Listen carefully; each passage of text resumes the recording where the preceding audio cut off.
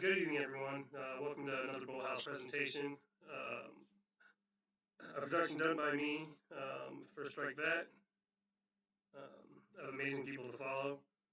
First off, I want to say I'm not a financial advisor, nor is anyone at the Bull House a financial advisor. Secondly, if any viewers have questions, we're going to save those till the end. Brian, you can decide if you would like to answer some questions later on. The interview is pretty well put together, I think, so we'll see what kind of questions we get, but no necessity of sticking around and answering questions by any means. So we will be writing down the questions and asking them at the end if Brian fills up to it. So our second guest in the series is someone that I've been tracking for quite a while. His name is Brian, and he runs Gator Traders.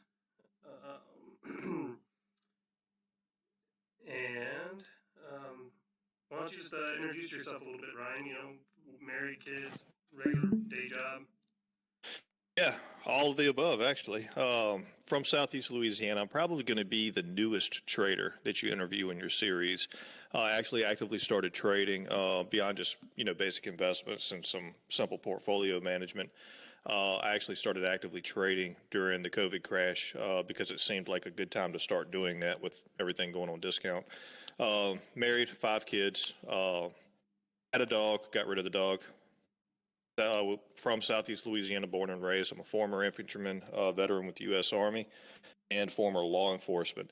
I currently work in an industrial setting, doing a technician operator type role in the plants. I started that about a year ago or so, and started Gator Traders up at about the same time. Gator Traders has been a huge, huge life-changing deal for me and my family. Absolutely incredible.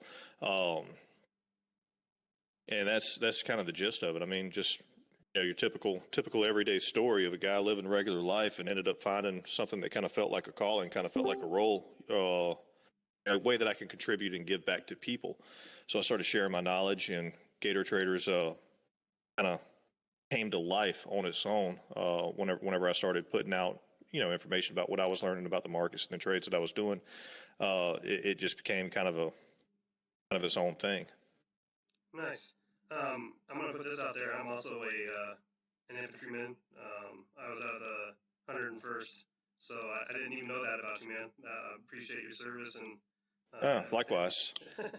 That's pretty awesome. I always like to get the a little shock that I didn't know right off the bat. So I was out of first calf back in 2004 and 2004 to 2010. Nice. Yeah, I was in 05 to 07. I got hurt, so I got out early. But that's a different interview later on down the road for myself, I guess, maybe. All right, Brian. Well, thanks for spending the night with me, man. I really appreciate it. We were supposed to do this a while back, but Hurricane Ida was at your front door, so we pushed it off. And I want to talk about that experience just real quick because I know that you were doing some trades and stuff still on your phone, trying to reach out to your community as much as you could, which I just find very impressive. Dealing with a hurricane and power outages, and you're doing everything you can to keep your community locked in. So up to and including climbing a tree to get better service.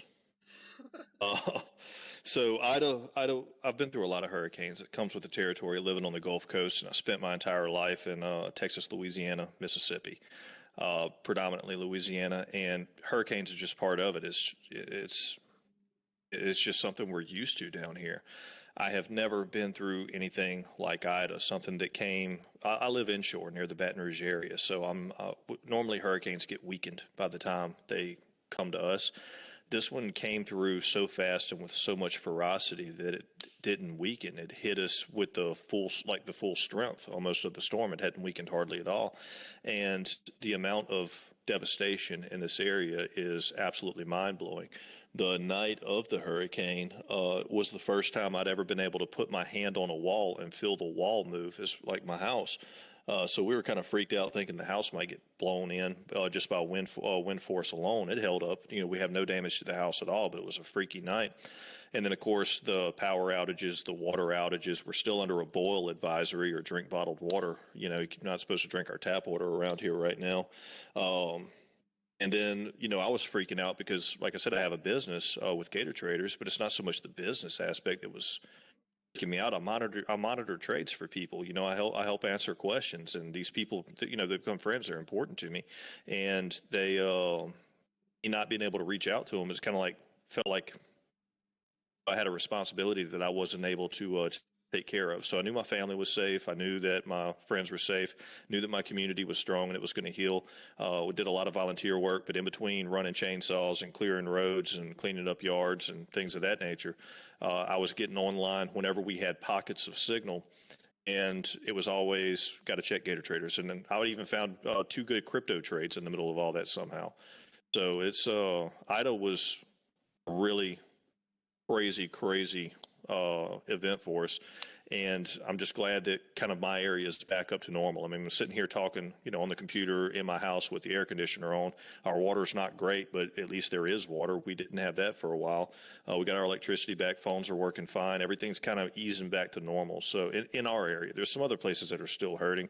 And, we're still actively involved in volunteer work and working with the church and things like that to try to help out as much as we can. Nice. Yeah, I noticed that you put out some things about donating to the church and everything, so just wanted to give you a chance to talk about it. If anybody's interested, you can go to his Discord. It's linked in the YouTube descriptions, and you can go and join on to his Discord and look at that kind of stuff if you're interested in donating to the South down there that had a pretty rough time, it sounds like. But now that we got to know you as, just a person, I want to get to know the trading side of you. And my first interview was Penny Queen, and I know that you have some kind of involvement with her. People told me to come to your site from Penny Queen, so I know that there's got to be some kind of a little bit of a connection there, or you're just doing really well. So. Penny is actually one of my premium subscribers. She was one of my first premium subscribers, probably within the first 20. She was one of the first supporters of my server, and her server kind of started coming to life at about the same time that mine did. Penny is she's great. She is absolutely, what she has set up is an irreplaceable asset for a retail trader to get good fundamental information on these OTCs. I mean, these are millionaire maker stocks potentially over time, and nobody that I've ever come across can do research like her. So I appreciate the shout out from Penny and her people. Definitely appreciate that. But Penny is absolutely outstanding. Anybody who's not there needs to be there. I go check it pretty frequently. Yep. Yeah, so do I. So what do you want to know about me as a trader? So, yeah, just some easy basic questions to start off. Let's see. So you said you've only been trading since, the pandemic, basically, like March, April, May, somewhere in there probably. Yeah, about April, May last year. Yeah. And that's the same for me as well. So it's not like I'm extremely, I'm not a veteran by any means. But I know you've done your research, and I know you've read a lot of books and everything. So how come I can't find where I can't read my own writing today for some reason. It happens. So here, let's use. Do you remember any of your earlier trades from last year? And the reason I ask that is because I want to get into the emotional side of things. What was different about your first trades, and how you felt, and how over time those emotions have changed. Because I know for myself, I was fearful, and I got in, I got out. I was like. So I just want to get your input on how it was for you as an early on trader. Yeah, so not really knowing anything about technical analysis or trading in general. I mean, beforehand it was like the common things like buy Apple and don't sell it until you're 70 years old. That was my extent, the extent of my type of stock market stuff is you just buy, Warren Buffett style investing. You buy good companies, you hold good companies, and eventually one day you sell the good companies and you make money.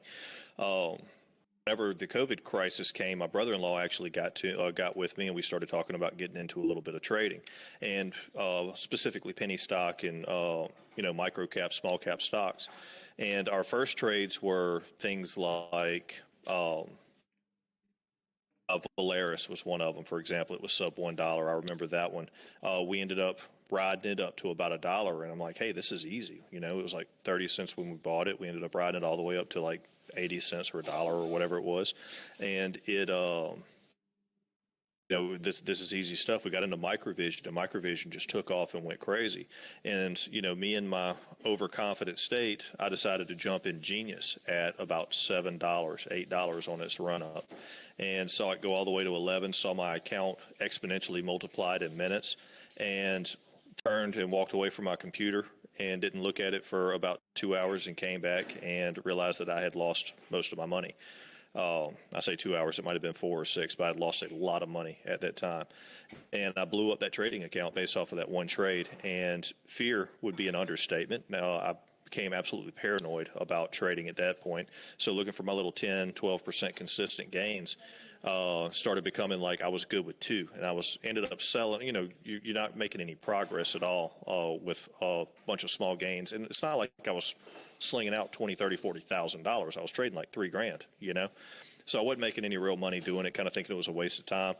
Put a lot of money in microvision to try to recoup that loss. Got hit by a couple of downtrends there, and I kind of around June I decided that I need to learn. I need to learn something that will give me an edge in this. That there's more to it than just catching the fire sale at COVID and to buy whatever you wanted to and make money. So I started studying technical analysis and came across the typical stuff that retail traders use: moving average crosses, and RSI, overbought, oversold levels, and quickly found out how those do not work as advertised, and started studying a little bit deeper, and that's where I stumbled into econophysics and predictive analysis, contextual analysis, and things like that, more advanced concepts, and started trying to get an understanding on why the market moves in the way that it does. And that rabbit hole is what led eventually to what you see now with Gator traders and all. Right. Yeah, I mean, I kind of started off the same way. I bought Apple, and I could only afford like 2 or 3 shares, and it would barely move, and then it went down, and I was like, I just got out. That was like June and July. I did get into the Kodak run last year, and made like $600 real quick and easy. And I was like, man, the stock market's easy. You just wait for the president to say something, and then you buy the stock, and it goes up, and you sell it the same day for $600 profit. And then I found out that's not how it really works. Yeah. I got into some penny stocks as well. I got into like AVGR and Zomedica and TBLT. I bought them under $1. They all went above $1. I made a considerable amount of money, and that's kind of the way that I've been playing. And then I ran into Penny Queen, and man, that was just worked out really well for me. But I want to get into your Gator trader stuff here in a little bit. But let's see. We got the emotions thing. Okay, now how often do you look back at your prior trades to try and like analyze them to be more profitable, or to protect yourself on a downtrend? If like to protect myself from an uptrend going into a downtrend, like through a transition. So you just like look at a prior stock where you won, where you lost at the prior stock. Do you go back and you look at how things went in that trade? If you day trade, I like to go back and look at some of the stuff that I've done prior, just to see where I could have done better. Yeah, of course. I specifically go and I study candlesticks more than anything else. All your line work and everything else. I mean, you can find out whether your line work was right or wrong, and whether your analysis of the line work was right or wrong pretty quick. As far as candlesticks, the price action itself, that's the real indicator. That's the real mystery. That's the thing. Everything else that we use is trying to figure out.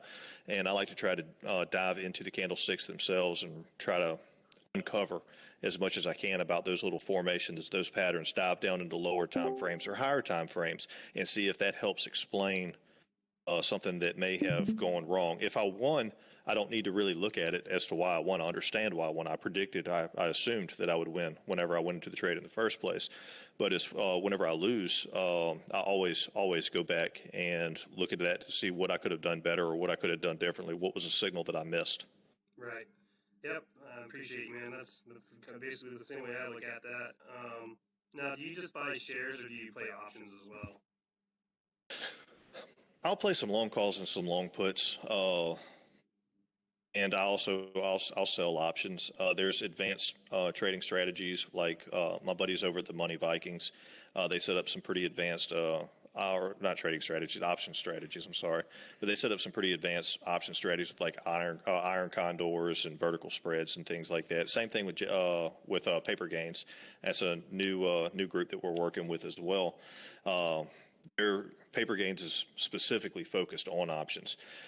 What I don't like about options is I'm fanatical about risk management, absolutely fanatical about it. I will exit great fundamental stocks because of poor risk to reward ratios going to the upside, or because it meets a certain criteria for a sell. First and foremost, I'm a trader, not an investor. Most of the times I don't have the time or the desire to do a lot of fundamental analysis. That's why I keep friends like Penny Queen. You know, I help her with charts and she helps me with fundamentals. But Oh, you're good. I mean, you covered enough, man. That's good enough for me.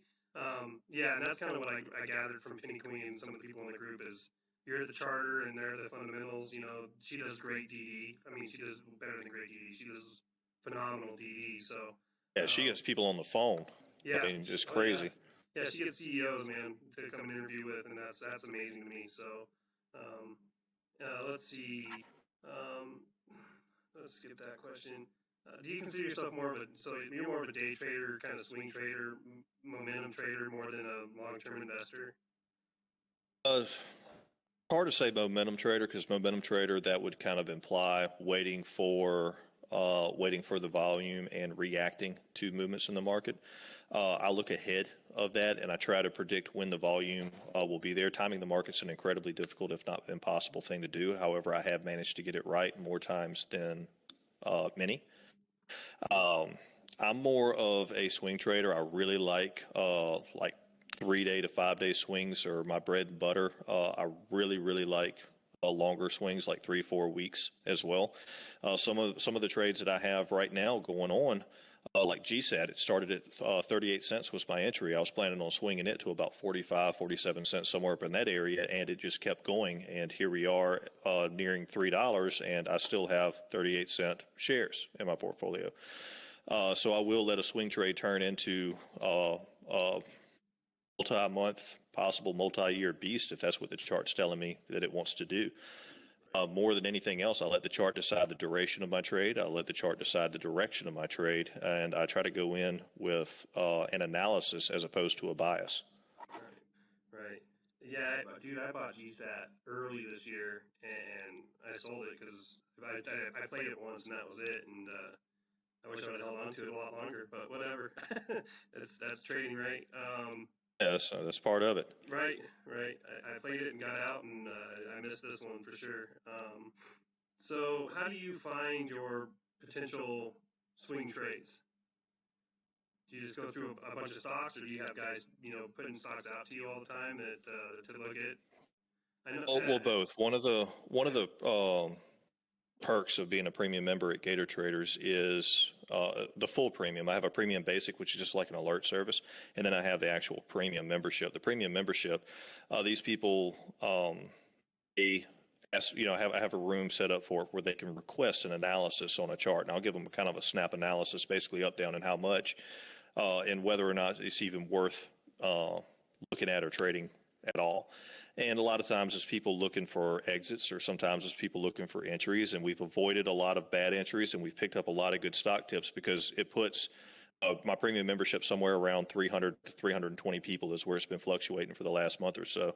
It puts a lot of eyes on the market, and people have a lot of questions. They have a lot of trade ideas, a lot of ideas on what sectors may go hot and different ways to approach it and everything else. So the premium community, that's what it is. It's actually become a community of a lot of really close friends and people that act almost as family in a lot of ways.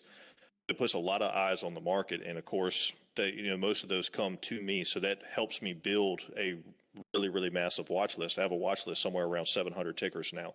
I do not use a scanner. I manually scan every single stock every single day. Now, yes, I do miss a few of them because I'm trying to compute a lot of information on my own, but I do manually scan, and whenever I do that scan, I'm primarily looking at price action. Now, there's certain indicators that I will use. We just made one that I'm calling the GSMAC, the GSMAC. It's actually on my Discord server right now for trading view, and that is a moving average channel that I'm using as opposed to a moving average on its own. It's based off of a high-low range instead of just a closing price. I use that to give me an idea of what's going on. I'll use the RSI score and the direction of the RSI trend just to give me an idea of what's going on with the trend itself. I'll use Heikin-Ashi candles, Ichimoku clouds, kind of whatever I feel like is the flavor. And of course, the chart itself will kind of reveal what it needs to be analyzed properly. There's certain structures and things like that you can look at in a chart and decide that a moving average strategy might not be good.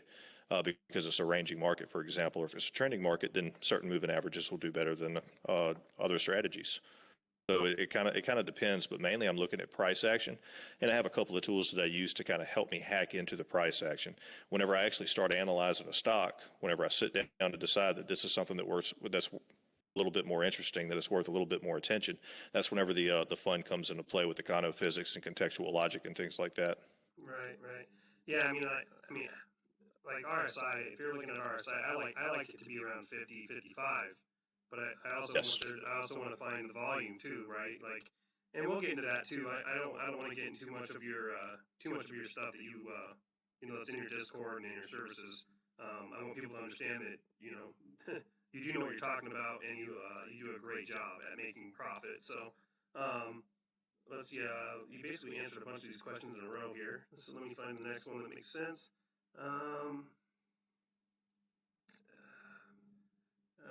You kind of went over this. Do you worry about the overall market? I mean, you have to in a way, but on bad days, do you just stay away from the stock market and just not trade at all, or do you short stocks as well, or? I'll trade in the direction of whatever the trend is, and right now, like with the setup that you have in the SPY, the S&P 500, you have momentum is falling and prices are rising, and you can see that you just pulled up a picture of it, but the momentum of the stock itself is going down and prices are going up. That's going to be a bearish divergence, and it's targeting some pretty scary low numbers depending on how far you want to go back and which indicators you're using to try to track it and figure out the divergence. I mean, it ranges anywhere from a $268 price target to the downside all the way up to around the $417 mark, which is absolutely terrifying. It falling down to 268 it would be horrific for impacting the stocks. So do I worry about it? No, but I do watch it. I do watch it very closely and very carefully because I know if the S&P 500 starts dying, there's a good chance that my little playground in the small caps will feel it. And that also gives me opportunities to go into short ETFs or inverse ETFs rather, and play the downside bullishly. And I can limit my risk and things like that because I mean you're betting against the S&P 500. With SQQQ and UVXY, TZA, and all these other inverse stocks, DRIP. You're betting on things that were born to lose. Nothing, it's going to the inverse of something that has been successful for a long time, and is designed to be successful. So if you're betting on something that's born to lose, you really and truly need to know what's going on in the market and have your fingers on the pulse. And you can't just jump into a chart in one day, pick it apart, look at it, and say that you really understand the nuances and how this thing's going to move. It actually takes a familiarity with it, tracking it over time and getting used to it and kind of understanding what it's doing. It's going to open up opportunities whenever you follow something closely like I am with the SPY right now. That opportunity is going to come if that ascending wedge pattern breaks, completely and totally breaks, which it might. It might start moving to confirm that that bearish divergence, that reversal, and I'm looking to target that POC that you're going to see on the screen coming from the volume profile over on the right. I can't really see the price right now, but it is a significant drop. Playing something like UVXY to the upside, playing UVXY bullishly, especially if you want to try to a couple of lotto calls and then hold some shares and maybe even sell some calls way up against it, or some kind of crazy mixed strategy like that. You can make a lot of money in a very short period of time, and even if it's just a localized correction in the SPY, you can still profit. Right. Yeah, I think it's just a image, so I can't like zoom in on it, but I think it says 445 to 417. That 417 is that dotted line that you're talking about. Yeah, so, that sounds about right. Yeah. So, and that's your POC, right? Yeah, the point of control for the volume profile, POC. Right. Okay. So I'm going to get to the next slide here. This is just your newsletter sign-up form that you sent me. So you can go in here and put your email. Is this a free service, or is this something that you have to pay for? Yeah, there's two newsletters that I'm doing weekly. Right now it's a little bit difficult because I am in a turnaround at work, so I have literally one day, which is Sunday, to try to cram as much content as I can out there. So the newsletters have been a little bit sporadic right now. The premium newsletter has been sporadic. That's the one people sign up and pay for and whatnot, but it's also included in the premium memberships anyway, and these guys are getting content on the Discord side as opposed to the email side. So I haven't really worried too much with it, but I'll pump out some more of those throughout the week whenever I get a little bit of time. The free newsletter is actually going to be where I write up kind of my thoughts about where we've been the last week, where we're headed the next week. I'll throw out some breakout alerts. Any YouTube videos that I make, I'll put in there. So you get all of my content and kind of my thoughts all crammed into one little email. It's a good service. I actually not too long ago, just show you that the breakouts that I'm giving, they're good breakouts. Okay, these are good plays. I announced a couple of crypto plays, ADA, ACH, and FET. I announced those through the newsletter, and I'd been talking about them through the Morning Hunt, which is morning show. I'm sure we'll talk about that later. Yes, sir. And those all had significant profits since that newsletter. So these are good trades that are going out. One of the newsletters we put out was FSell, and thanks to some help with paper gains, the paper gain server, we ended up, some of the Gator traders community made 742% profit on a day trade with options off of that FSell call out that started with the newspaper and went on to the hunt. And like I said, it's a great service. It's free. I enjoy writing the newsletters. I'm a little bit time strapped right now, so it's a little bit sporadic, but that's going to come to an end pretty soon. It'll be back to being a weekly, possibly even a twice a week thing. Awesome. I appreciate that. Yeah, I was a little confused. That's why I wanted to bring it up, because so the next slide we're going to get to is your pricing for all your different your premium services, your newsletter subscriptions. So if you just want to hit on what all these are and what it offers and which ones offer what, or whatever you want to do with this, I'll just let you do what you want to do with this one. Yeah, so obviously we'll start at the bottom right, donations and tips. That's pretty obvious what that's for, but I also use that as a catch in case that one of the other services fails to process correctly or whatever. I spend more of so I can do manual management over people's premium services and whatnot. But the 3-month Discord premium, the top left, I believe, is $60 per month. It's $180 for the 3 months auto renewal. That's access to all of my alerts. That's access to my premium videos that is hosted only on my website. It's not hosted on YouTube at all. That is access to all of my chat rooms, all of my watch list alerts, all of the premium basic stuff. That we have specific rooms for tickers like microvision technicals and CLO technicals. Crypto trading, crypto fundamental stuff, investment opportunities, all of that's included with the premium, the full premium, including also includes a weekly Zoom meeting. In fact, I did that just a couple of hours ago. We do it on Sundays, typically at around 3 o'clock. And that Zoom meeting has some pretty advanced tutorial stuff going into it. Sometimes we just sit back and talk shop as far as, hey, I might not have a a strategy, a trading strategy to go through. It may just be like, hey, give me your request. Let's do an hour worth of requests, and we'll bang out, 40 or 50 requests sometimes, or 30 or 40 requests, and look to see what's worth trading and what's not. And we've picked up some great trades that way as well. Premium Basic is just going to be pretty much, it's going to access a lot of different chat rooms in the Discord. All of these going to give you the newsletter. Every one of them is going to give you the breakout newsletter. Premium Basic mainly gets the crypto alerts, the short alerts, the breakout alerts. It's minus the watch list, it's minus the tutorials and the educational content, and it's minus the Zoom meetings. The newsletter subscription that's the breakout newsletter that I was talking about. That really, there's not really much in the market breaking out right now. Predictably, everything's a little bit wild and chaotic. So that'll be a service that is a lot more useful when the market's trending in one direction or the other a little bit more decisively. And that should be about all the different services off the top of my head. Of course, there's like the 1 month service. It's not bundled, so it's $75 per month. One thing about Gator traders that I can promise, and I will always stick to this promise, is I will never raise prices no matter how much content I'm putting out. That's awesome. That's good to hear. And I'll put this out here too. Just based on some of the stuff that I've watched on your YouTube, man, I want to get in and I want to learn I want to be in your tutorials, man, because it's you put out a lot of great stuff that is over my head, and I'm a TA kind of guy. I'm moving averages, RSI kind of guy. And it's worked for me, but I've always tried to get in the trade before the volume comes in. But I can't always guarantee that I'm going to do that with just those indicators, right? So I'm really interested in learning some of your stuff for sure. Just based off the couple videos I've watched. It's also stock resistant. Whoa. Sounds a bit fun. What's going on there? I muted him. I must have pressed a button somewhere that I shouldn't have, because people shouldn't be able to unmute themselves. I don't know what I did. Sorry about that, everybody. Who knows what I did? So you're talking about moving averages and the trying to get in before volume.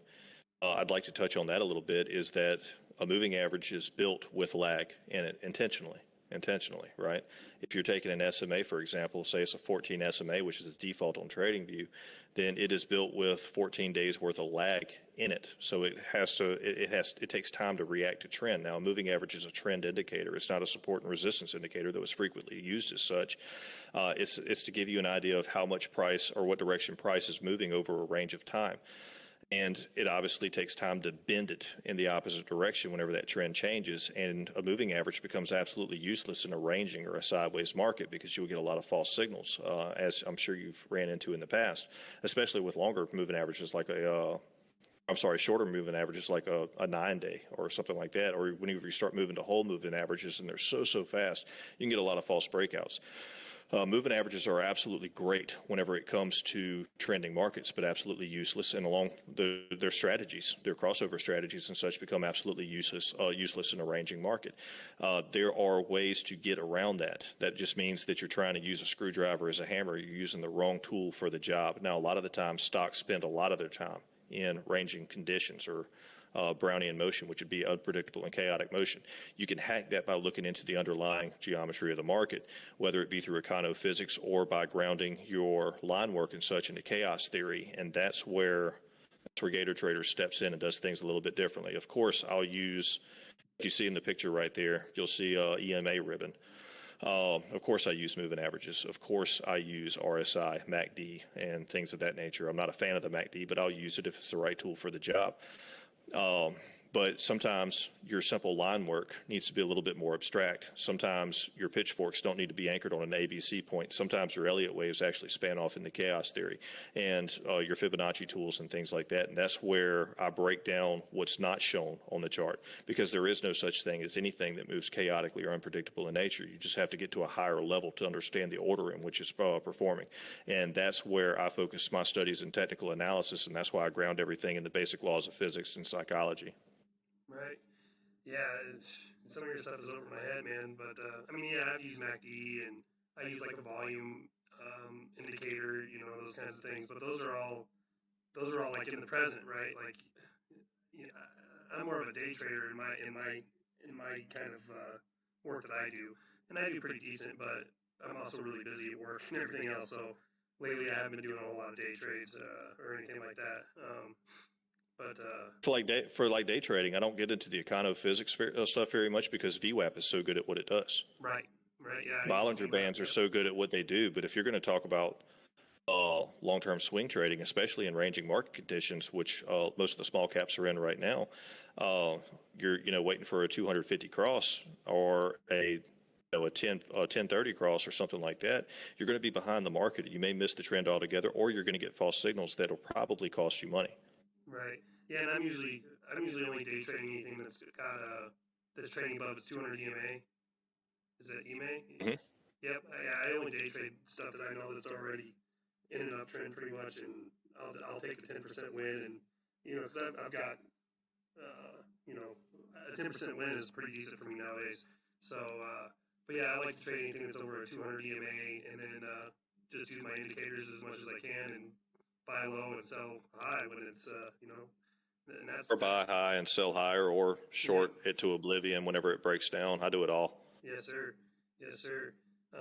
So you guys get it all from him. I've never shorted a stock, but I'd like to one day. I put puts on stuff and put calls on things as well. But Brian, You see, I don't like the options that much because of the whole volatility in the Greeks and all that. I don't understand how to maximize it, but like I shorted Tesla from 600 down to 400. So. Wow. That's a good play. I don't mind shorting things, but you have to know how to build in your hedge so you don't have that unlimited risk and things like that. There's things that you don't do, and just going in unprotected on a short trade is one of those things that I do not do. Right. That's called Nash equilibrium, where you're playing both sides of the field. So I might have some long calls to protect myself in case my short trade goes bad, for example. Right. Protection. You like risk management. That's a big thing that you keep putting out there, and I think that's a very important thing to teach new traders. And you said you're a new trader, but you're putting out information that new traders don't have. So that's something that I want to put out there, is that you might be only trading for a little over a year, but you've done enough research and analysis, and you studied the market and a bunch of other books and everything, that you have a really good eye for. The other day, let me pull up this slide. So the other day I was watching one of these, I've watched a bunch of these actually, but you've seen so many charts that you can look at the chart and just be like, I'm in this, I want to be in this, or I don't want to be in this. Like, you can see it quickly because you've looked at so many charts. So that means to me, you've done a lot of work to get where you're at. Yeah, I'm an obsessive nerd when it comes to things that I become interested in. I'm the same way.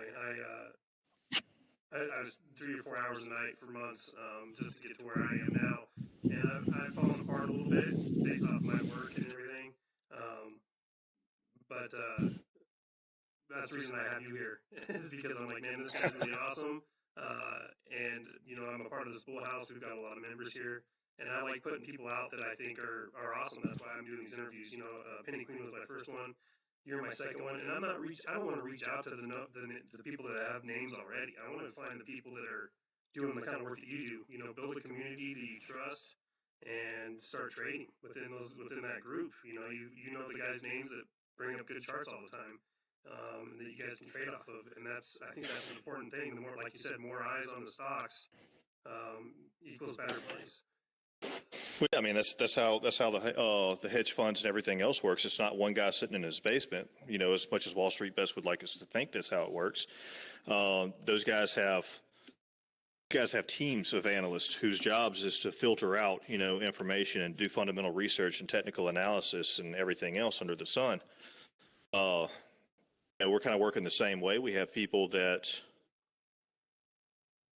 Can you still hear me? Yeah. Okay, I had a strange little pop-up on my screen.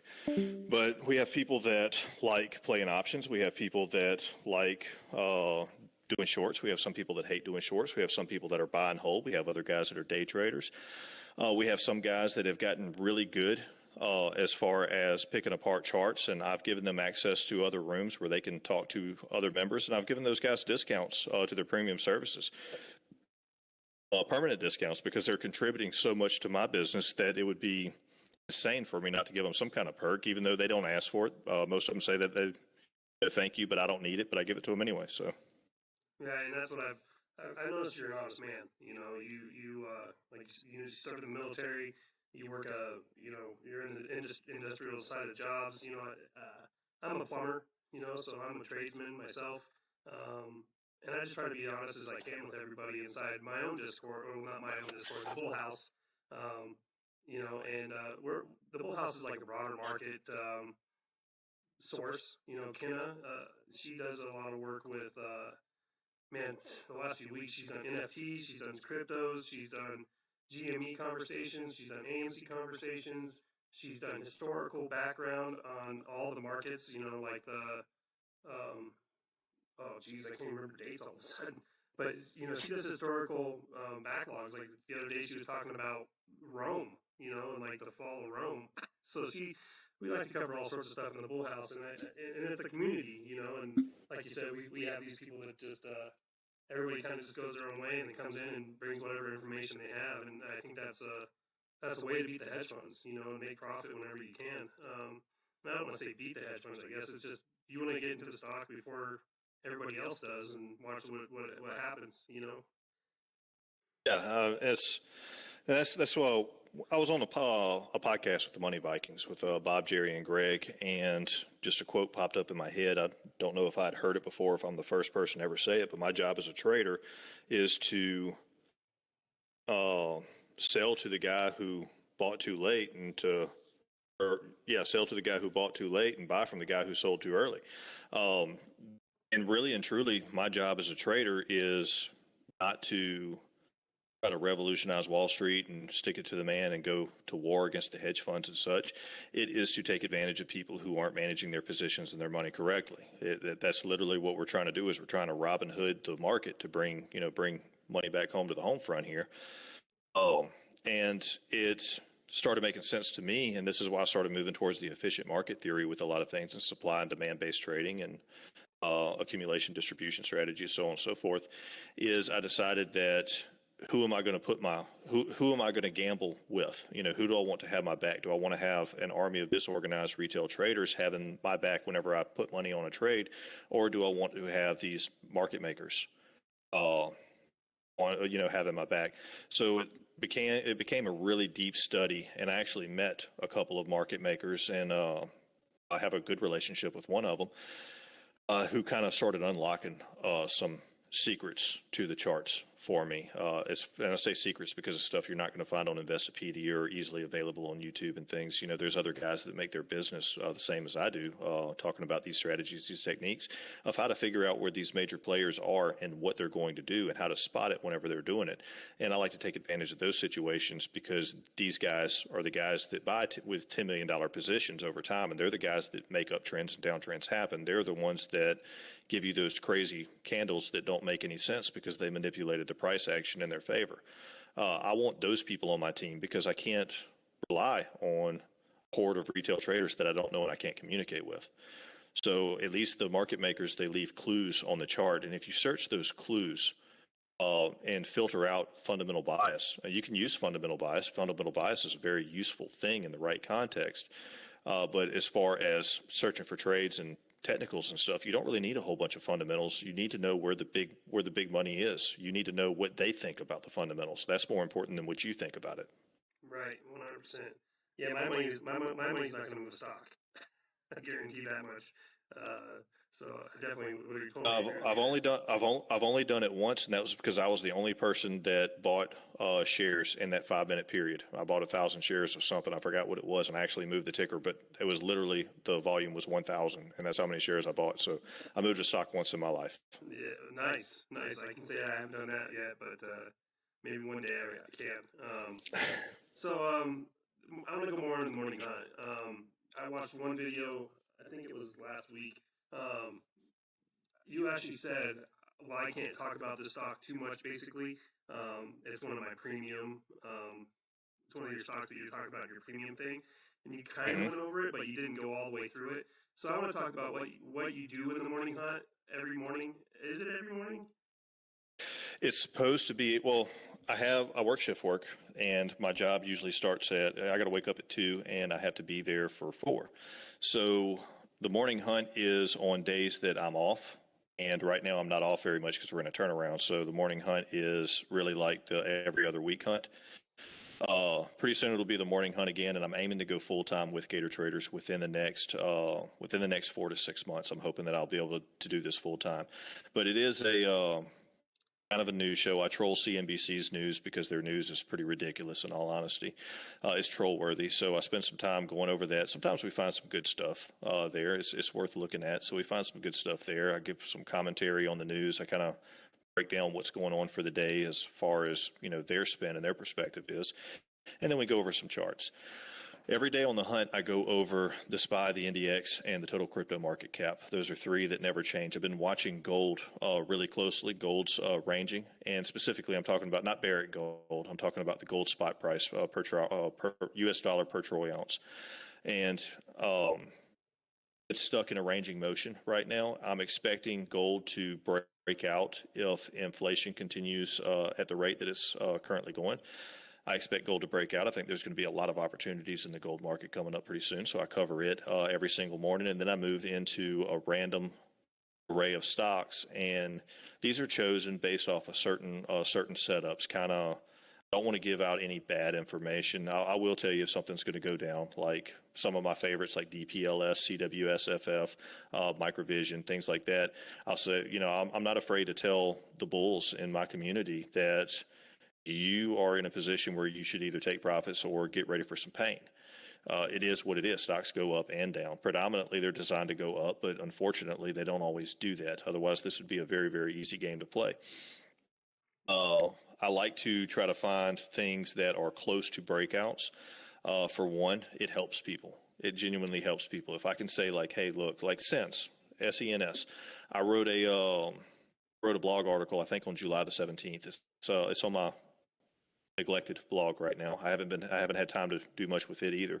But on the 17th, I wrote a blog article about SENS, and I started featuring it a little bit on the hunt.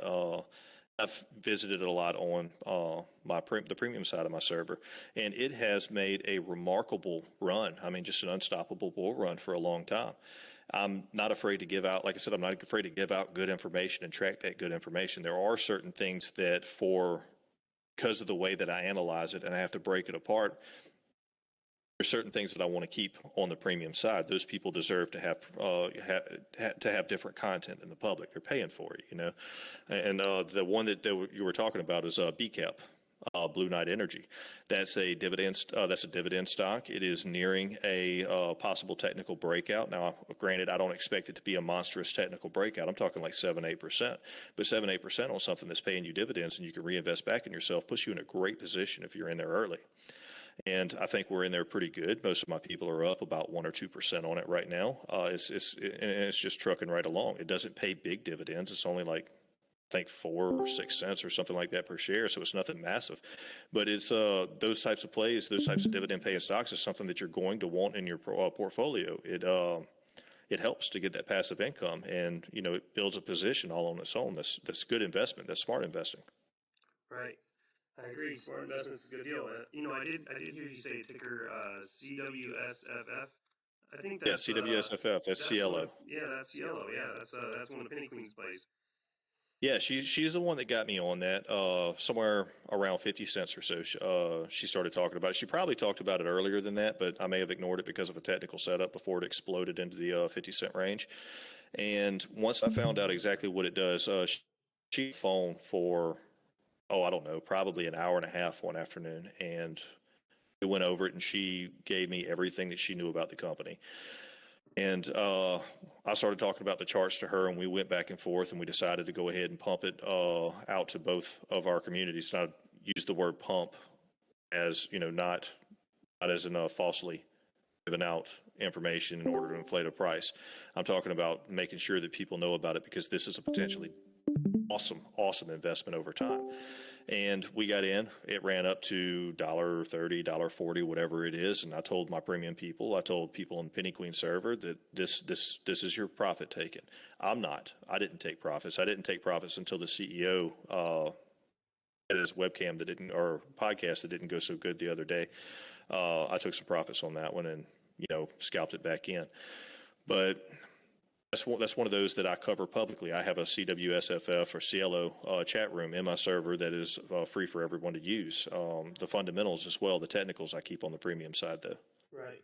Yeah, and I think that's awesome that you do that. It protects your premium your premium members. Man, I can't talk all of a sudden. Yeah, it protects your premium members, and I think that's that's one of those honest kind of things. And that's just one more thing that I like about you. Is you try to keep things where they belong, and that's really important. I think, especially if people are paying for a service. You don't want to put any of that kind of service out to everybody for free. So I think that's really awesome of you there. Is there anything else that you want to bring up? I guess there's just one more slide that you sent me. You sent me this moving average, and you sent me this next level. This is all stuff that you use on TradingView, right?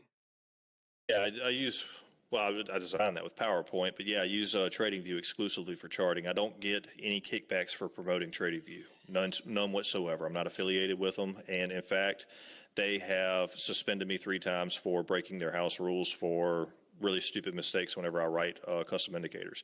So me and TradingView aren't friends. However, it is an outstanding, intuitive, and easy to use program, especially whenever you upgrade it and you get the live data and whatnot. This slide that you're showing is the start of a new series that I'm going over with Zoom, or my premium Zoom. So this is on the premium side. I actually have another tutorial, free tutorial series that I'm going to start releasing every week starting this week.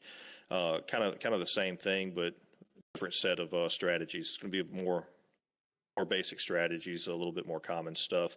But I am going to go in and tell everybody the truth about the indicators that they know and love that seems to be hidden from the retail community.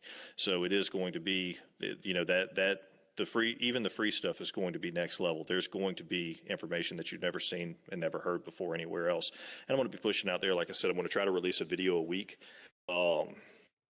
On that, shooting for maybe Wednesdays or Thursdays for a release every single Wednesday or Thursday or so. So be on the lookout for that. It does take a lot of time to put together these PowerPoint type YouTube videos and then backing it up with a live feed from charts and so on and so forth. So it's a little bit of a tricky deal, but I'm looking forward to putting that community or that out there to the with the freemium community and the premium community.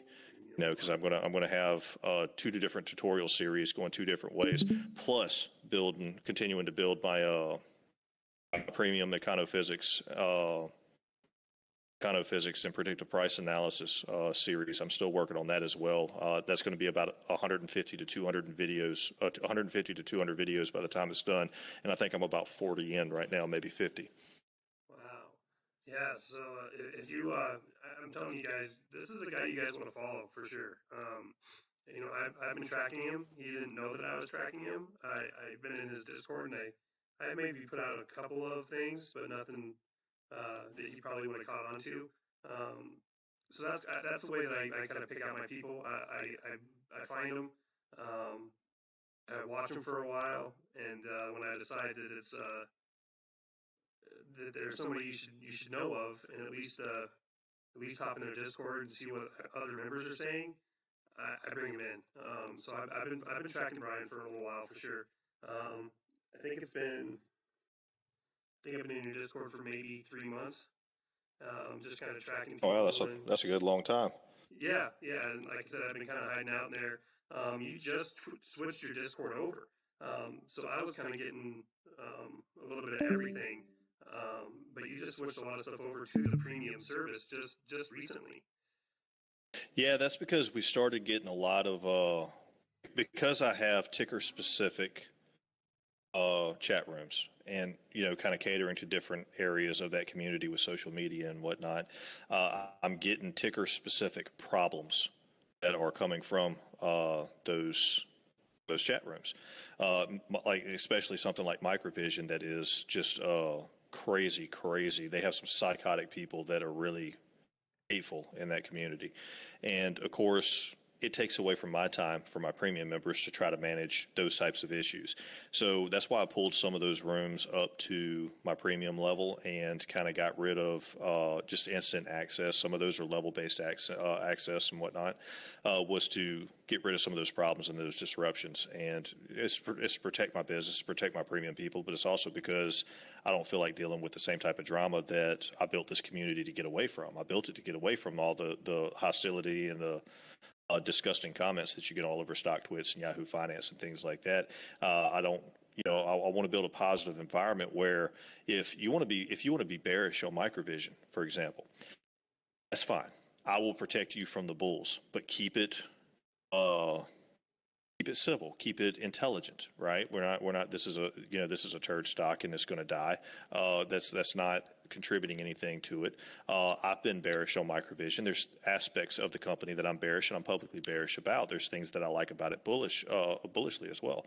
And that's what I want to create is or try to work towards is have a free thinking community that can see both the upside and the downside. I don't want blind bullishness and I certainly don't want hostile bearishness either. I just want good, genuine conversation revolving around what I want to put my money in and what other people want to put their money in so that we can do the best that we possibly can to manage that position and manage that trade as efficiently and as intelligently as possible. Well, yeah, 100%. I totally agree. A lot of us in the bull house, there's a lot of people that have shares in AMC and GME, and I brought up a stock the other day. It's been a while now. I brought up MMAT. It didn't go the way I expected it to, but it's working its way back. Yeah, you get trolls, coming in and talking about those stocks that they're trash. AMC's a bad play because of the fundamentals, and most people are in AMC. They're not in it for the fundamentals by any means. They're in it for the short interest play and short squeeze play. The short interest of the momentum, absolutely. Right, 100%. Yeah, I'm in AMC. I've made some money off AMC already. I'm up from I've been in and out a little bit here and there since February. My outs are definitely nothing. They're usually me selling calls that I bought. But yeah, so I totally understand the whole troll thing for sure. And then the other day, I think I came across, if you're a new Discord member, some of the channels are locked, but you can unlock them over time. Is that right?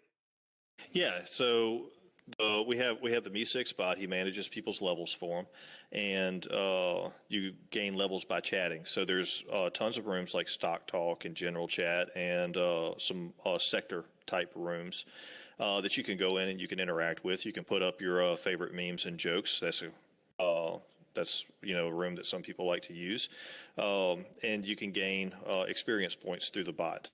And and basically that's just to check to get a history on people before they jump in these ticker specific rooms and start causing disruption. So we kind of know who they are and what they're about, what their intentions might be, and I have something to fall back on. If it's somebody that needs to go, then I'll make them go. But if it's somebody that's just a little bit too carried away or something, I'll see that they're normally a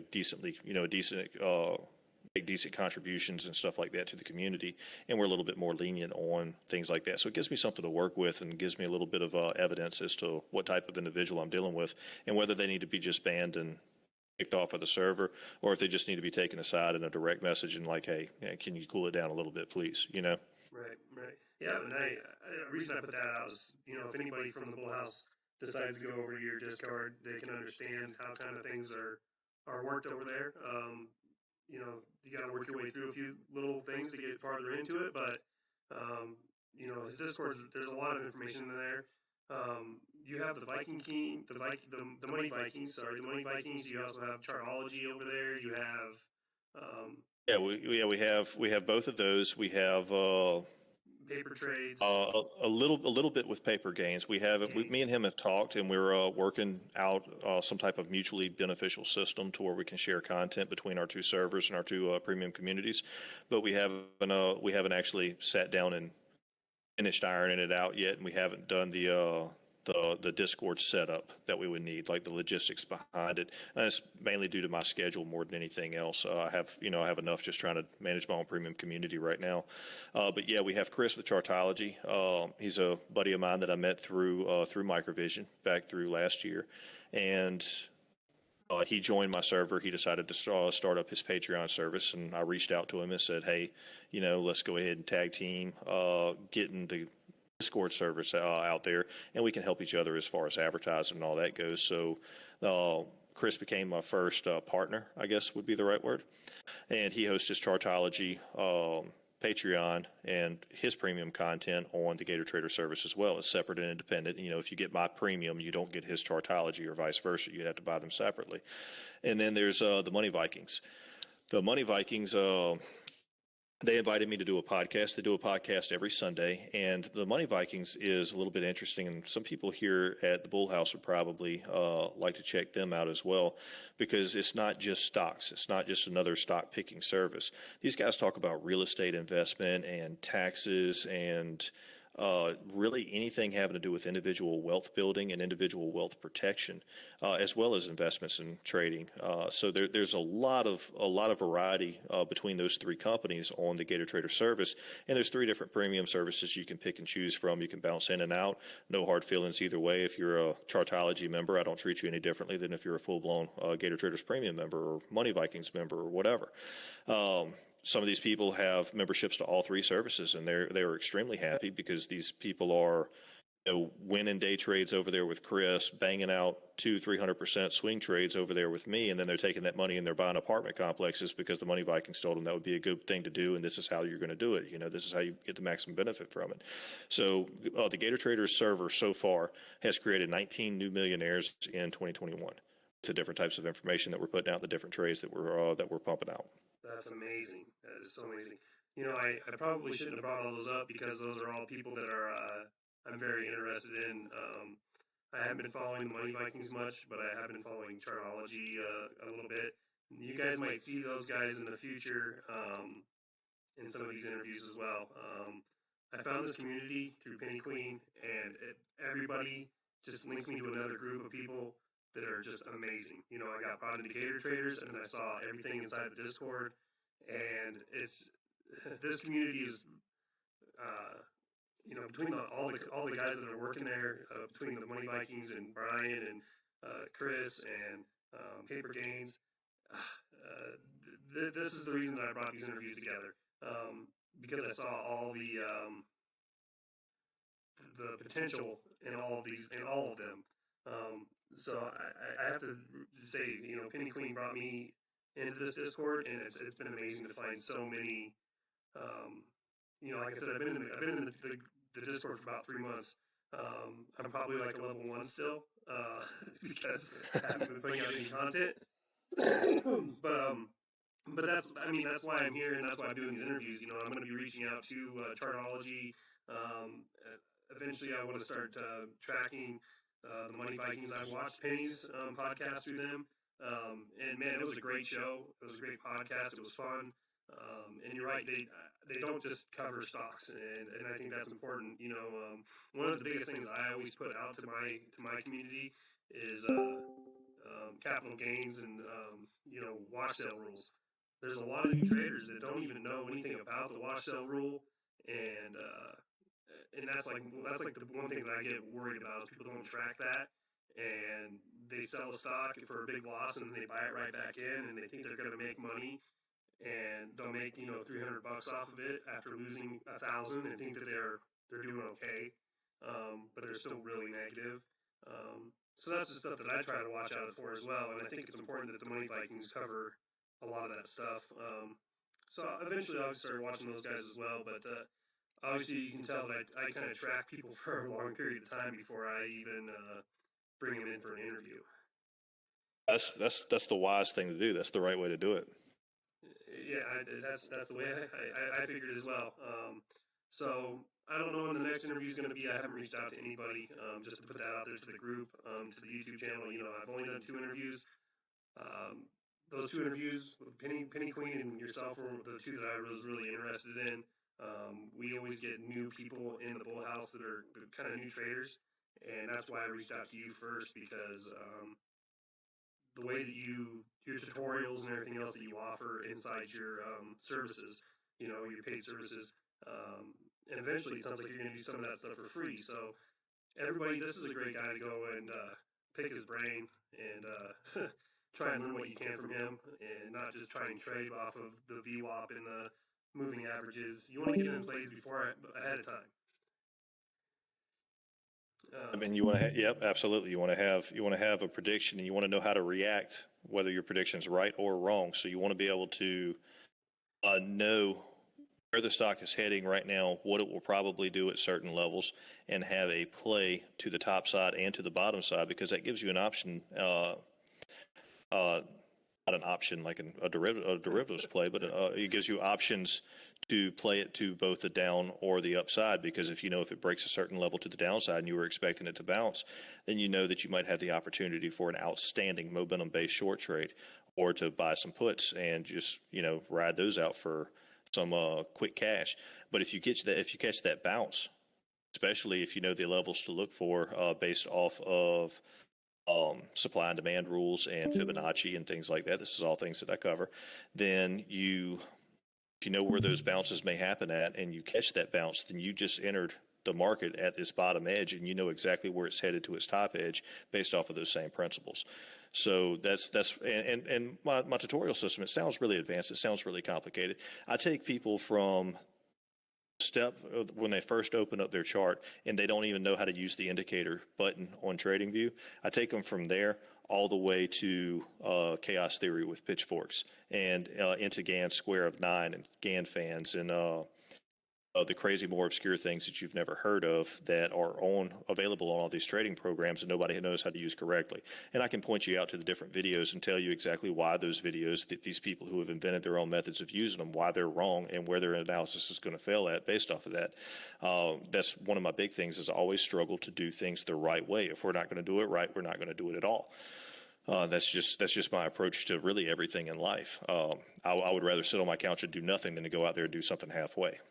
Right, 100%. Yeah, so if you guys don't understand the pitchfork and everything else that he's been talking about, go over there and start learning some stuff, because I know some of that stuff for sure, but like I said, I'm really interested in getting into your tutorials myself. So now I'm not going to be as much of a lurker. Yeah, I'm not going to be as much of a lurker now. I'll start putting out a few things maybe and talking in there a little bit more now that I'm not trying to hide out as much as I was. So, Brian, unless you have anything else. Oh, no, that's it. It's time for me to go get ready for my fishing trip in the morning, because that's what I'm going to do in a poor market condition. There you go. All right. Well, I'll put out the end here. So, where am I at here? So, where did it go? So yeah, there's a lot of different price options inside of his subscriptions there, guys. So you can start out on for sure. The one thing I did miss real quick, Brian, everybody that I know always puts out like a win or loss or a hit percentage. What do you think about that? I personally do not track a win-loss percentage. That's because I know that if I effectively manage my risk, then I only need to score a 20% in order to be a profitable trader. So a lot of the people that are doing their win-loss percentage, they also have poor management, poor risk management. So they may make an 80% successful call rate. Okay, well, if you're playing a momentum-based play on a small time frame chart, and you said, oh, it's going to go up here, and I have a price target over here. If you call that a win, well, it's kind of a given. If price is going up, then that's not really all that impressive to me. What's impressive to me is the guy who looks at the downtrend and says it's going to end at this price and it's probably going to break out by this date. Now, that's why I set up all of my trades with the condition. I do not do anything at the market. It has to break a level, or it has to bounce off of a certain level, and it has to do certain things with volume and with momentum at those levels in order for me to consider it's a good trade. If it's a good trade based off of that condition, now granted, I might put out 23 calls this week, 23 price action calls. One of them might actually meet the conditions for a trade. One of them. Sometimes you get the conditions and the market breaks down, overall sentiment breaks down in the market or whatever the case may be, and you stop out. Well, that's why you have those levels, and that's why we buy where we buy at, because we have that major market protection, and we have good stop losses, and we have great risk to reward ratios. I personally don't take any trades with a full position with less than a 3 or a 4 risk to reward ratio. So whatever my one loss percentage is, I don't know, but I do know that I have helped to create 19 millionaires, and that's not based off of alerts and do as I do trading. It's because I taught them how to read the charts. 100%. I like that. You and I talked about that earlier, and I think that's an important thing to put out there. People put out there, I win 88% of my trades, and yeah, I could do that. I can get in and I can get out and get 5%, 10% real quick and easy just off a momentum play. And then I can kind of set up a quick stop loss, but that stop loss that I'm putting out there isn't on like a major support level. It's just out there. So I'm protecting myself, but I'm not really protecting myself. I'm not in a great play, and I'm not going to get the percentage gains that I could expect if I did it your way. Exactly. So to me, it's about playing the edges. My job is to buy the bottom and sell the top, or short the top and cover the bottom. Right? It's not to go out there and lose money. It's not there to donate money to hedge funds or to retail traders or anything else. My job is to bring money home to my family. My job is to help people bring money home to their families. And you can't do that unconditionally. You can't do that just by the ask and hope the trade goes right, and just put an arbitrary stop loss out there because you like the number, or because that's where a certain candle is, or whatever the case may be. There's contextual logic all over those charts, and nobody sits there and bothers to find out the context and try to understand the story of price on each individual chart that they're trying to trade. And I mean, would you buy a house without an inspector or an appraisal?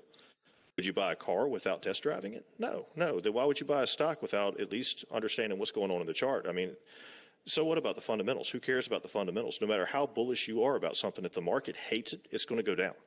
If there's something that overrides those fundamentals or kicks that can down the road, your price is going to go down. Your bullishness is irrelevant. Your bearishness on something is irrelevant. Me personally, you talked about AMC earlier. I am not bullish on AMC's future. I'm not. I mean, it is what it is. Is there money to be made to the upside in AMC right now? Absolutely. Absolutely. I think it's close to a position where it might have a little bit of consolidation or inside volatility or a breakdown or something like that at this point. But, I mean, you can't go tell the guy at $3 who sold at $50 at AMC that it was a bad play. There's no way you could tell that guy it was a bad play. The price action itself is the key to investing. Nobody here is trying to invest in the coolest news story ever. You don't get paid by finding the coolest news story. You get paid by finding an uptrend. Right. So how people invest without actually looking into the charts and taking the charts seriously and understanding price action is absolutely beyond me. I mean, this is critical. I mean, this is your money on the line. You work hard for it. 100%. Well, Brian, I really appreciate it. I know it's getting late, so I'll just finish it up real quick here.